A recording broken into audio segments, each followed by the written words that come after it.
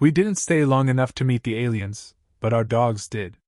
We'd been domesticating them the old-fashioned way for about 10,000 years when we discovered how to cut our way into a genome and edit it. We never learned to do it very gracefully, not like the Morith or the Verasi. We blew ourselves up before we could do anything really elegant with DNA. But with a combination of focused breeding and trial-and-error gene editing, we yanked around the canine genome in the right directions. By the early 22nd century, we had ourselves the dog. The first dogs were only a little smarter than their unmodified siblings, but they could speak a little. We transplanted some genes wholesale, tweaked some transcription factors, and eventually stumbled upon a commercially viable modification that allowed the dog to speak, meaningfully putting together nouns and verbs. It was wildly controversial, and instantly popular. Pet ownership became less stressful when you could explain things to your puppy while potty training her, instead of relying solely on the traditional set of reinforcements. Your dog could describe to a vet where a pain was, even though they weren't very precise with it. They weren't all that good at labeling parts of their bodies. And it was nice, too, to have my dog Anders come into my room every night and sleepily murmur love you as I scratched his belly. It wasn't so long before they started making dogs that were smarter as well. One time the breeder who'd sold us Anders came to my parents' villa and gave him some kind of test, matching words to concepts and moving blocks around and so forth. Anders was wonderful and clever, so of course, they took him away for a few days for breeding purposes. He was so smug when he got back. I met his puppies the same year. The mother, a Malinois dog, nosed at me cautiously before letting me in to see her litter, puppies as dark as she was with Anders' ears. They were whimpering words at me already, milk and good and mama and puppy. They hadn't even been weaned. Anders and Lily were the smartest, most articulate dogs of their respective litters, so it made sense that the babies were already talking. Anders died when I was in middle school.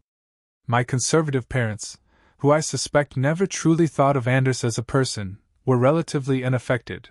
I struggled through my grief alone, and it took me years to get over his passing. It wasn't until I started college that I opened up to adopting again and got Basanthi. Basanthi was a 2-year-old golden retriever rescue whose human advocate was trying to get her last owner imprisoned for his treatment of her. I swear Basanthi could have spoken to the lawyers herself. She was an incredibly smart dog, highly modified, very expensive.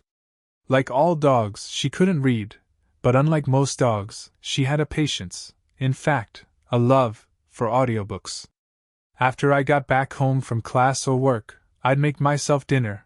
Basanthi fed herself, of course. I left her food in an unlocked pantry, and for the most part she was responsible with her freedom, and settled down with my arms around her, listening to 20th century naval histories, which Basanthi really loved for some reason. Then we'd go for a run together, me throwing a tennis ball, her bounding ahead and wagging her big golden tail so hard that our neighbor told us she never had to sweep her driveway. I remember the first time I saw Basanthi's old owner. He was waiting outside the courthouse after a hearing, glaring at me as I walked with her. Basanthi's tail drooped, and she pressed closer to me. "Bad man," she murmured, and I squeezed her shoulder reassuringly. It took everything in me not to confront him, but I knew that was what he wanted, a reaction, any reaction. Instead, I whispered back to Basanthi, "We're safe, love. He can't hurt you anymore." She looked up at me with those soulful brown eyes, and I knew she believed me. We walked past him, head high, leaving him to stew in his own misery. Life with Basanthi was peaceful after that. She was my confidant, my friend, my everything. We had a routine, mornings spent jogging through the park, afternoons with her lying at my feet as I studied or worked, evenings listening to audiobooks or watching old movies. She was especially fond of Homeward Bound, and I often caught her tilting her head, listening intently to the voices of Shadow, Chance, and Sassy. I liked to think she understood their journey on a deeper level, the loyalty, the determination, the love. We often talked about the future, in our own way. I told her about my dreams, finishing my degree, traveling the world, maybe even writing a book someday. Basanthi listened patiently, sometimes offering a soft, good, or happy, in response. She nuzzled my hand, her eyes filled with an understanding that went beyond words. I knew she had dreams too, though they were simpler, a world where she was safe, loved, and never hungry. Bacinthi's intelligence never ceased to amaze me. She learned commands and tricks faster than any dog I'd ever known. She could open doors, fetch specific items, and even turn lights on and off. Once, during a particularly bad storm, the power went out, and I couldn't find my flashlight. Bacinthi disappeared for a moment and returned with it, the beam of light illuminating her proud face. "Good girl, Bacinthi," I whispered, hugging her tightly. She wagged her tail, content in the knowledge that she had helped. The world, however, was changing faster than we could keep up with. The news grew grimmer each day, political tensions escalating, natural disasters becoming more frequent and severe, resources dwindling. Bacinthi and I watched in horror as reports of wars and bombings filled the screen. We clung to each other, trying to find solace in our little bubble of peace amid the chaos. Near the end, we'd watch the news together in my parents' home. The bombs were so powerful, either of us had the capacity to really understand the death toll. We'd read the numbers out loud, slowly, trying to really understand what the extra zeros meant. Every bomb sent second-order shockwaves throughout the human world. Famines, tsunamis, massive grid shutdowns.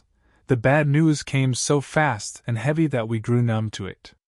War was a thing of history textbooks, to me and Bacinthi. We didn't know whether to run, where to run, how to think, or how to prepare for the ugly death of everything. My province wasn't bombed, but we ran out of food soon enough.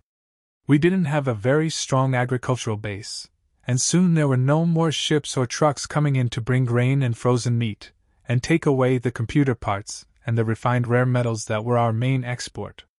People started to eat rats and dogs, and eventually, dogs and each other. I wasn't around for that. I died before it got really bad when people broke into our villa searching for food we didn't have. I was fleeing up the stairs with Bacinthi when someone fired into the air. I don't think they meant to hit anyone, but it gashed my shoulder. It wasn't a serious wound. I remember being relieved when I first examined the damage. But there was no medicine left, after the looting. And no clean water to wash with. I expired quietly, like billions of my species that dark year. It took only a few weeks.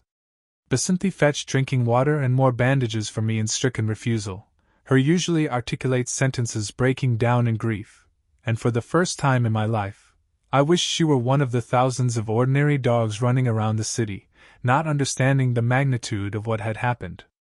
She would not obey me and leave for safer places while I was alive, so I desperately wished for death. I could not kill myself either, because that would break her heart. I wanted my last words to be that she was good, and that I loved her, so that was all I'd babbled in the last fevered days. And then I went, your poor stupid narrator, who did nothing notable or good in her life except love her dogs, and relate this love to you. Bacinthi howled herself hoarse when I died, and guarded my body for some days before finally running to the rural west, like I'd advised her. It was easier to find food there, and soon she joined a pack of dogs who'd had the same idea. Some of them had brought their owners with them, but they were soft, and slow, and hard to support. The dogs never abandoned them, even as they dwindled in health and number. Some of the humans tried to go back to the cities, unable to stand life in the wilderness, but the cities were death. The dogs, though, thrived. Bacinthi gave birth to 3 litters in her lifetime. They wandered further and further west, meeting more dog packs and swapping members, both out of instinct, and because some of the dogs explicitly remembered that maintaining genetic diversity was important. They rarely bred with normal dogs, or with wolves. The dogs quickly developed their own taboos about that. So packs with members of mating age were often itinerant, searching for neighbors they could talk, trade, and mate with. 300 years later, the last human died in what used to be Chile, without fanfare. By then the number of dogs in the world had far surpassed the minimum viable population for their species. There were hundreds of thousands of dogs on every continent, who used the functional remnants of human technology to communicate and cooperate. They couldn't fly planes or revive our power plants, but they used radio and our old highways for fast transport. Young dogs often formed packs to visit decaying human cities, to marvel at the size of the buildings, the appearance of statues in city squares, and the smell of the decaying automobiles. No human individual was remembered by then. It was not their fault. We had not bred them for their generational memory. They came up with songs and oral histories, but passed them on without great consistency. Basinthi told all her children about me, how good and brilliant she thought I was, but they never met me and passed on quite distorted stories to their children, if they remembered to do so. Soon enough those stories just became part of one story, one shared memory of man, who had left them and the cities that smelled of metal and concrete. They knew that they were different in some fundamental way from the other animals, that it had been man who had made them that way, to be less alone in existing. The first aliens came by in what would have been 4108 AD, by the calendar most of us were using when we died out. There was no such thing as a domesticated dog, by then, only wolves and dogs. The aliens landed not so far from the ruins of my home, gawking at long-dead Beijing and taking excited notes. There were 4 different species represented among them. The tentacled Morith and the methane-eating lass were in suits, but the Ceridians and IMM didn't need them. The local dogs caught their scent and investigated, and were investigated back. Within a few weeks, the 2 groups were communicating, the dogs' simple but precise language quickly picked up by the aliens' advanced translators. The aliens were astounded by what they found. Here was a species that had outlived its creators, thriving in a post-human world. The dogs were not only surviving, they had created a new society, a new order. They used human relics but had developed their own culture, their own way of life. They had rituals, traditions, and a strong sense of community. The aliens saw potential in the dogs, a spark of intelligence and adaptability that reminded them of their own evolution. The Morith, who were particularly fascinated by the dogs, proposed a study. They wanted to understand how the dogs had evolved, how they communicated, and how they had managed to create a new society from the remnants of human civilization. They were especially interested in the dogs' oral histories, the stories they told about man. These stories were fragmented and inconsistent, but they provided a glimpse into the dogs' perception of their own origins and their relationship with humans. The dogs were wary at first but curious. They had encountered other species before, wolves, bears, even the occasional escaped zoo animal, but nothing like the aliens. The aliens were strange and different, but they didn't seem hostile. They communicated with the dogs, sharing knowledge and technology. The dogs learned quickly, adapting alien technology to their own needs. They used it to improve their lives, to make things easier, more efficient. The aliens and the dogs formed a symbiotic relationship. The aliens provided technology and knowledge, and in return, the dogs shared their world, their history, and their culture. The Morith set up research stations, studying the dogs' society, their communication, their way of life. The Ceridians, who were more practical, helped the dogs rebuild and improve their infrastructure. They showed them how to repair old machines, how to harness renewable energy sources, how to purify water and grow food more efficiently. The dogs, in turn, taught the aliens about the Earth, its ecosystems, and its history. They led the aliens to the ancient cities, showed them the remnants of human civilization, and shared their stories. The aliens were particularly fascinated by the dogs' oral histories. They saw in these stories a reflection of their own past, their own struggles and triumphs. Over time, the relationship between the aliens and the dogs deepened. The dogs became more than just a subject of study. They became partners, allies. They worked together to rebuild the Earth, to restore its ecosystems, to create a new, sustainable civilization. The aliens helped the dogs develop their technology, their infrastructure, their society. They taught them how to use advanced medical techniques, how to build better homes, how to harness the power of the sun and the wind. The dogs, in turn, shared their wisdom, their understanding of the Earth, their knowledge of its cycles and rhythms. They taught the aliens about the importance of community, of loyalty, of love. They showed them that intelligence was not just about technology, but about understanding, empathy, and connection. The aliens and the dogs created a new world together, a world where different species could coexist, could learn from each other, could grow together. The dogs became more than just survivors. They became leaders, teachers, creators. They took the best of what humanity had left behind, its technology, its knowledge, its dreams, and made it their own. Basanti's descendants were among the leaders of this new world. They carried her wisdom, her strength, her love, into the future. They remembered the stories she had told, the lessons she had taught, the love she had shared. They built a world that was better, kinder, more just, a world where all species could thrive, could find their place, could live in harmony. And so, the dogs became the stewards of the earth, the keepers of its history, the builders of its future. They honored the memory of humanity, but they were not bound by it. They created their own path, their own destiny, their own world. And they did it together, with the help of their alien friends, and the legacy of love and loyalty that humans had left behind. As the years turned into centuries, the new civilization thrived. The dogs and the aliens worked hand in hand, their bond growing stronger with each passing generation. The dogs, now with advanced alien technology, explored parts of the world they had never seen before. They ventured into the depths of the oceans, climbed the highest mountains, and even journeyed into space. The alien technology allowed them to develop advanced medical treatments, extending their lifespans and improving their quality of life. They eradicated diseases, cured genetic disorders, and even found ways to enhance their cognitive abilities. The dogs were now not only intelligent but wise, their minds sharp and their hearts full of empathy and love. The new civilization was a beacon of hope and prosperity. It was a place where different species lived in harmony, where knowledge was freely shared, and where every being was valued and respected. The dogs played a crucial role in this new world, their unique perspective and experiences enriching the lives of everyone they encountered. The memory of humanity was preserved in stories, songs, and monuments. The dogs and the aliens built grand libraries and museums, where the history of the earth and its inhabitants was meticulously documented. They studied the mistakes of the past, ensuring they would not be repeated. They celebrated the achievements of humanity, honoring the legacy of those who had come before them. The dogs' oral histories became a treasured part of the new civilization.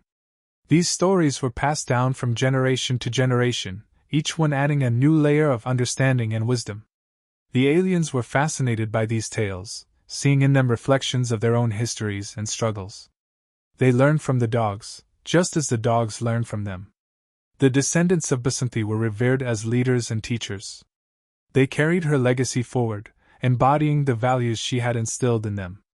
They were wise and compassionate, always seeking to understand and help others. They led by example, showing the world the power of love, loyalty, and community. The new civilization was a testament to what could be achieved when different species came together in a spirit of cooperation and mutual respect. It was a world where everyone had a place, where every voice was heard, and where every life was valued. It was a world where the legacy of humanity lived on, not in ruins or relics, but in the hearts and minds of those who carried it forward. And so, the dogs and the aliens continued to build their world together. They faced challenges and hardships, but they faced them together, their bond unbreakable. They celebrated their victories and learned from their failures, always striving to create a better, kinder, and more just world. The memory of humanity was not a burden but a source of inspiration. It reminded them of the importance of love and loyalty, of the power of community and cooperation. It showed them that even in the darkest times, there was always hope, always a way forward. The dogs were the stewards of this new world, the keepers of its history, and the builders of its future. They honored the memory of humanity, but they were not bound by it. They created their own path, their own destiny, their own world. And they did it together, with the help of their alien friends, and the legacy of love and loyalty that humans had left behind. As the years turned into centuries, the new civilization continued to thrive. The dogs and the aliens explored the universe together, seeking out new knowledge and new experiences. They encountered other species, other worlds, each one a new opportunity for learning and growth. The bond between the dogs and the aliens grew stronger with each passing generation, their shared experiences and mutual respect forging a connection that transcended species and culture. The dogs' oral histories became a cornerstone of this new civilization. They were recorded and preserved, but they were also told and retold, each generation adding their own perspectives and insights. These stories were not just a record of the past, they were a living, breathing part of the present, a source of wisdom and inspiration for the future. The descendants of Basanthi were among the most respected and revered members of this new world. They were seen as wise and compassionate leaders, their insights and guidance sought by all. They carried forward the values of love, loyalty, and community that Basanthi had instilled in them, embodying the best of what humanity had left behind. The new civilization was a beacon of hope and prosperity, a testament to what could be achieved when different species came together in a spirit of cooperation and mutual respect. It was a world where everyone had a place, where every voice was heard, and where every life was valued. It was a world where the legacy of humanity lived on, not in ruins or relics, but in the hearts and minds of those who carried it forward. And so, the dogs and the aliens continued to build their world together. They faced challenges and hardships, but they faced them together, their bond unbreakable. They celebrated their victories and learned from their failures, always striving to create a better, kinder, and more just world. The memory of humanity was not a burden but a source of inspiration. It reminded them of the importance of love and loyalty, of the power of community and cooperation. It showed them that even in the darkest times, there was always hope, always a way forward. The dogs were the stewards of this new world, the keepers of its history, and the builders of its future. They honored the memory of humanity, but they were not bound by it. They created their own path, their own destiny, their own world. And they did it together, with the help of their alien friends, and the legacy of love and loyalty that humans had left behind. And so, the story of humanity lived on, in the hearts and minds of the dogs and their alien friends. It was a story of love and loss, of hope and resilience, of a world reborn from the ashes of the past. It was a story that would be told and retold, passed down through the generations, a reminder of what had been, and a guide to what could be. And in this new world, the legacy of humanity would endure, a testament to the power of love, loyalty, and the indomitable spirit of life.